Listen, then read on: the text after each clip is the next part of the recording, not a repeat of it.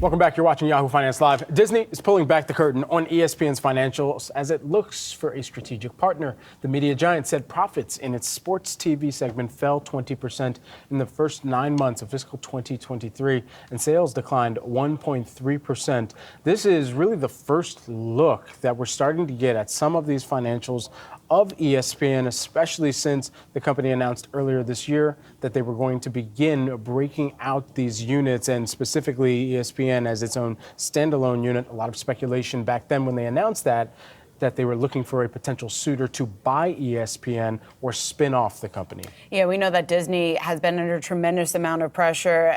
A few months ago, going back to the beginning of the year, the involvement there from Nelson Peltz, try and fund. Disney made a couple of decisions here in terms of reshaping its business. One of them here just in terms of breaking apart the business, or I guess restructuring the business is a better way to put that, in terms of the three divisions right now, ESPN being one of them, able to fend off Peltz and his team for a little bit. But of course, we have seen a resurgence there with Nelson Peltz saying he's not exactly pleased with where the company is now, and they need to do more to unlock really the potential value of Disney. So exactly what that looks like, this is our first glimpse, like you just said, into ESPN. And we know that this is the crown jewel of one of Disney's divisions here, just in terms of the fact that it is so important. But you mentioned the fact that profits have been falling just a bit. Not necessarily a surprise when you take into account the cord cutting activity going on, the shift that we're seeing in terms of streaming. People are changing the way that they are digesting their content. And as a result, companies like Disney obviously have to pivot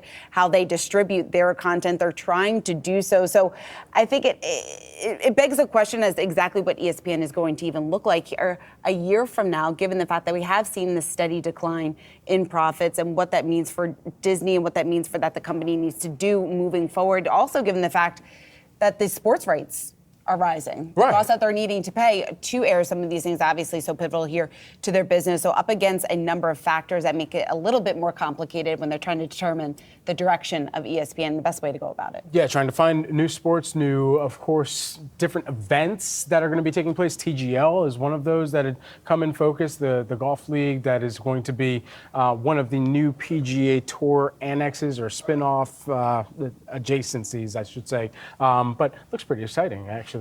So all in, some of those rights that they're looking to make sure that they're maintaining at the same time, while quarter over quarter here, looking at some of these financials here, you mentioned the operating income and the loss that they saw in the quarter that ended December 31st, 2022. That was down $41 million. They saw a loss ultimately all in, and that was domestically, loss all in of $38 million. They ultimately did see a operating income gain here of about $1 billion in the quarter ending July 1st, 2023, and that puts the 9-month total at about $1.9 billion here. But still a lot of question marks as of how much they need to invest to continue to see that operating income growth in the future, too. Yeah, and the profits here from ESPN branded TV networks, which means ESPN programming on ABC and also ESPN Plus, that fell 7.8% to just over $2 billion.